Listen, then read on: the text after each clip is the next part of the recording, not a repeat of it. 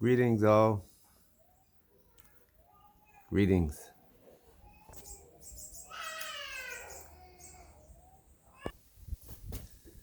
Last night I went to bed, as usual, still looking at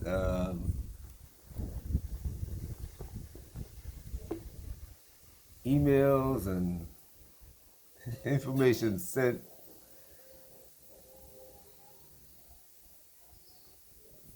about events going on around the world. And I woke up this morning thinking,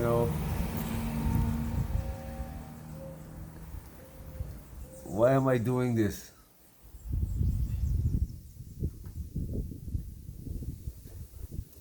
I know why I'm doing it, but is there something else that's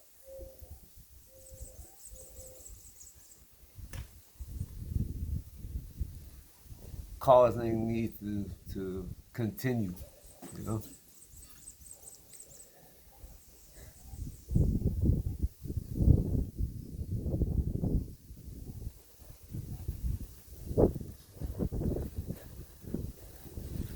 I didn't. I've been to in YouTube since I bought my first computer. Well, it wasn't YouTube at the time. Um, it was called Blog Post. I started out on Blog Post. Started out with AOL.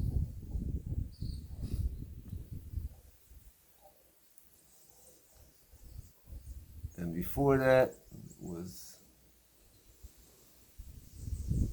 writing about the events that I saw in America and what I thought it would lead to.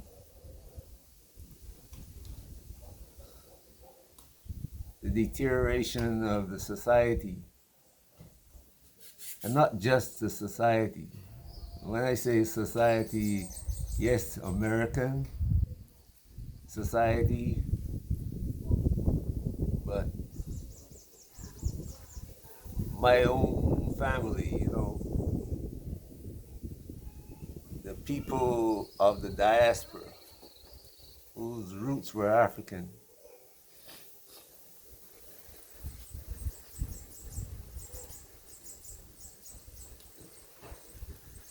Or those who thought of themselves as African. Because not all of us think of ourselves as African.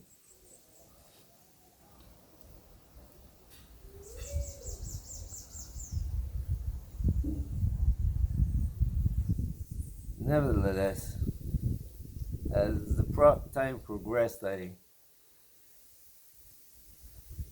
started looking into the economics.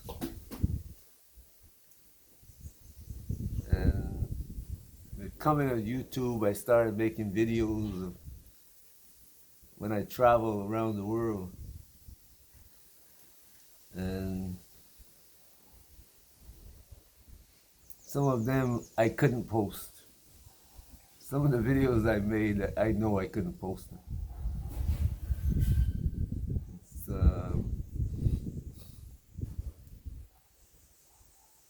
especially when it talks about things that I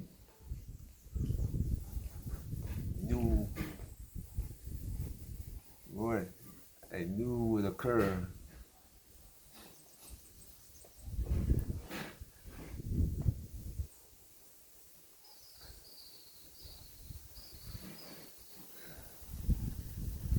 Some of them I discussed privately with people.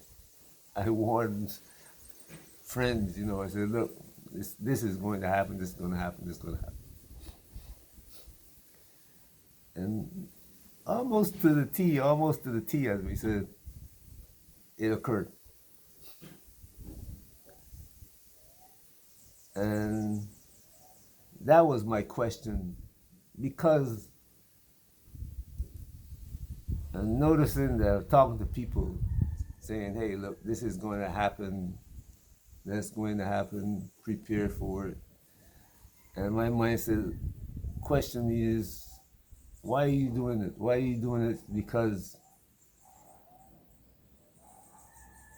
you're trying to impress somebody, or are you trying to do it because of? And that was the question I woke up this morning. And one of the things that came to mind was a video by Jody and AP, Queen Jody and AP. They're bloggers in the Gambia. I met them, as a matter of fact, you'll see. Um, he's making videos about the changes in Gambia. And that's how I started out making videos again, because I took them all my videos from YouTube. I changed my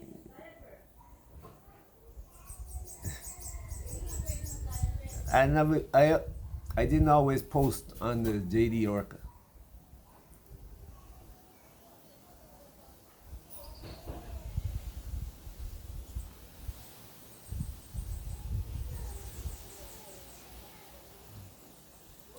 And I was for a time involved in, commentary. There were some channels on that allowed me to come on and express my opinions about things.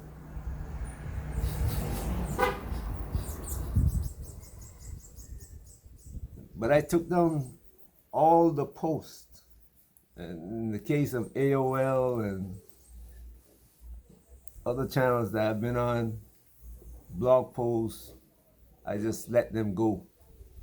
And now I don't even remember the password to access this information. Some of it's still up there on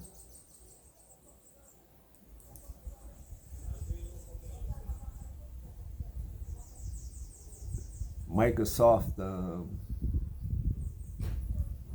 When they got involved, started to challenge AOL and the others. When I started out making videos again,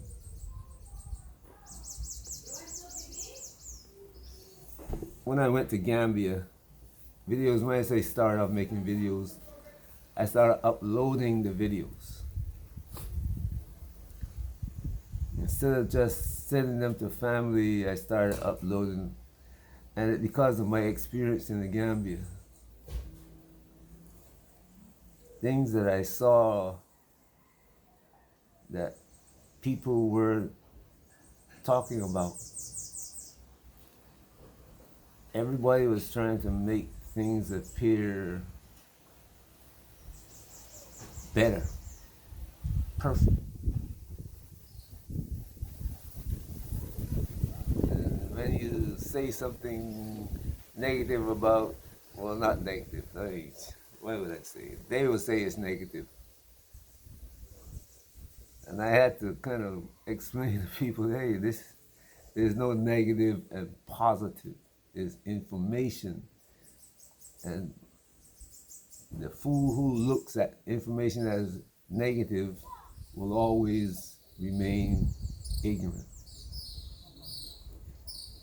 I've seen Indians and Lebanese and even Jody and AP come to Gambia.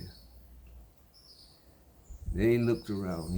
He always talks about coming to Gambia not with 100,000 like some people do, but with a few dollars in his pocket. And they have survived, maintained, kept going and growing. There are other people who have done it. And there are other people who have come to Gambia with lots of money, lost all of it and left. Not only Gambia, but Ghana and Kenya and Tanzania, That's happened because a lot of people give them wrong information. They go to people seeking assistance, thinking that these people have knowledge. And those people did, but they tried to use the knowledge the way the Africans used it.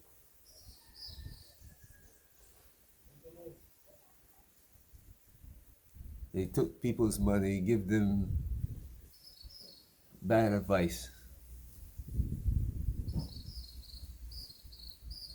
and the people lost everything. And you have to avoid that. AP is making videos about the changes in the Gambia, and other people also. And now you have Africans who are growing big channels, and they're talking about what's going on in Africa.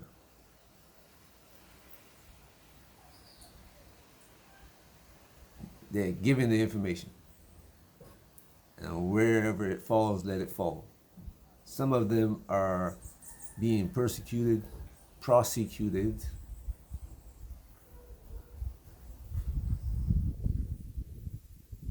damaged, but others are coming in. And Africa is changing. And if I go back 3 years and compare it to today, the only rapid change that I can compare it to is the change that I saw in China from 1971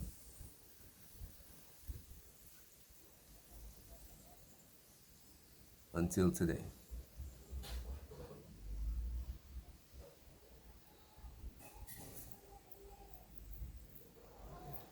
But anyway, Jody and AP, they're making videos, they're showing the roads being built around what we call the capital, because the capital, Banjul, is small, but there's an area called Serekunda which is bigger, and it's now, when I first went to Gambia, you had these individual communities like Senegambia, Kotu, Manjai, Serekunda, you know, and slowly the Serekunda brand began to cover everything. It became Serekunda now. Even Brikama, the city, when people say you're going to Gambia, Serekunda. If I type in, if I try to go on an airline and list the city, it says Serekunda, Banjul. It might say Banjul, and if it say any other city, it would say Serekunda, not Brikama, Soma. Things have changed. And one of the things that he spoke about was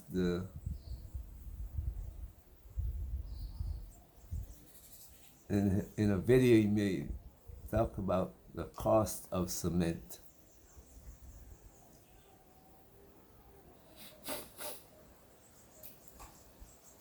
And it has almost doubled.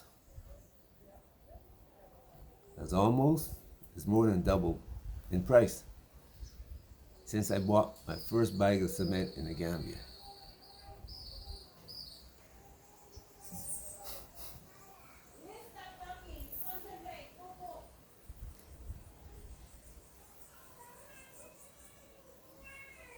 I had moved away from that, talking about what to expect in Gambia when you arrive, showing people around, telling people, giving people the benefit of my experience, to talking about Africa in general and how the changes that are happening now going to affect all Africans, including us in the diaspora.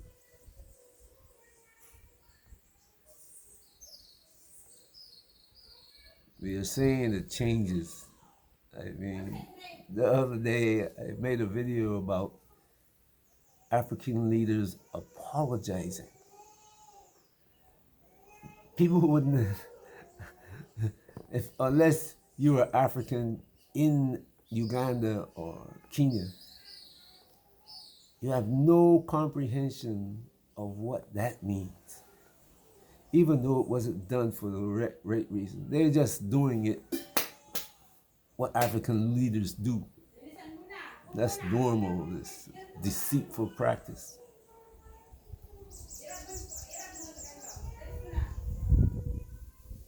Especially around times of election, they come up and say, yeah, we're going to change. We know things have been bad, but we're going to change this, we're going to change that. And then when they suppress the opposition, change the laws so that they can send in the army, decapitate the opposition that they see and feel threatened by, things go back to normal. Togo, for instance, 50 years of the same family. Guinea, same thing. Gambia.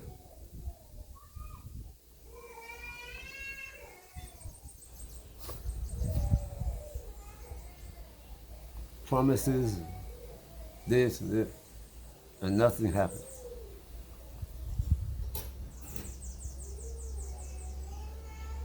But also, you go back to those rules that AP was showing.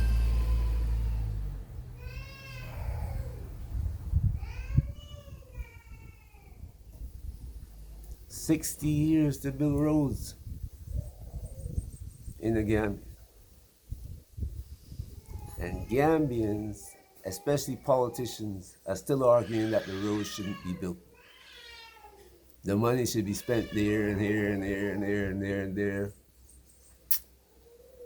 How many times have money been set aside to build roads and it went into somebody else's pocket? They don't say that. They know where the money went to. Nobody prosecuted. The same cement problem was created.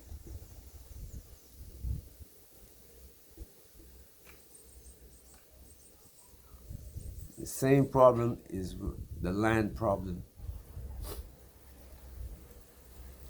Because Gambians have land and they seeing people come from abroad, foreign, to build houses and all that, and live good in Gambia. They say, well, we can sell the land we have, divide up the money with the family, and we can live that good. But it doesn't happen that way. Because the price of everything is going up. Gambia doesn't control the importation of goods in the Gambia. And those few Gambians involved in it, they don't bring products in and sell it affordably to other Gambians. Yes, some sell it. You're a Gambian, you get a little better price, but when you go to buy a bag of cement and it costs $450, that person buy it for $250 maybe. They're not gonna make a profit of $100 and give it to Gambian at $300. They're gonna sell it for $425, $430. So a Gambian who sold his money, sold his land, now he's land poor and still poor. And this is going to create a problem in the future. as things become more difficult to import, and with no manufacturing in the Gambia except minor things that controlled by Indians or Lebanese, the Gambians who have money don't want to build a factory because then they have to pay the workers. And the government does not want intelligent people who's going to question their actions and cause other Gambians to look at them carefully. That's happening all over Africa. That's the reason why it happens. That's why Africans are poor, ill health and all. It's because it's a deliberate action. And the Caucasian have nothing to do with that.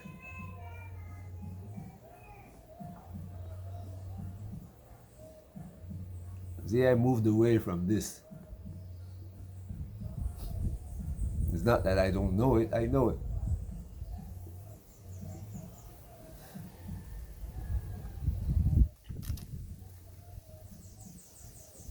But shout out to the people who are continuing to work. All the Africans who are now saying hey, things got to change. The young Africans. We who are older in age and experienced, who've seen many other things everywhere around the world that we've gone, we're only the caretakers for the younger, for our children. That caretaker status has to end. Because 20 years from now, our children have to compete. And we Africans don't yet understand, comprehend why America is doing what it's doing. It found itself in a position where it cannot compete with China anymore. And now they're doing scorched earth. You have to study these things. So your children, raise up your children. You see your children, you're sending your children to America to go to school. And they're surpassing Americans. They're the ones building America. And now Trump is saying, hey, I don't want these people in the country.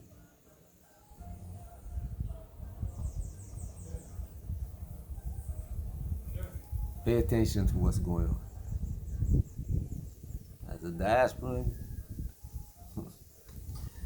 as these things change, you're gonna have to deal with them. Especially if you have children in the Gambia, or Accra, or Nairobi, or Dar es Salaam, Cape Town. I didn't mention the northern tip, Libya and Syria, because all of them, there's a reason why they allow that Sahara to be like that. They have the knowledge to make it green, but that's a barrier that they put there. Not they put there, but they let it stay. If you look at what China has done to its deserts, you will know that the Sahara from Ethiopia all the way across to Senegal should be green.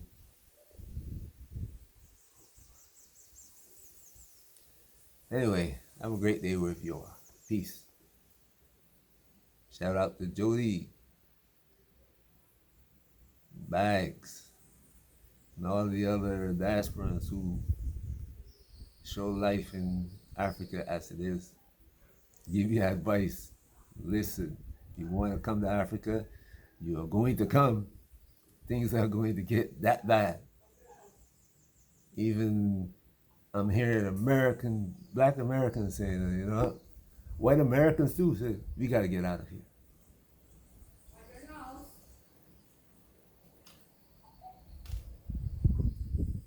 Some don't have the cash.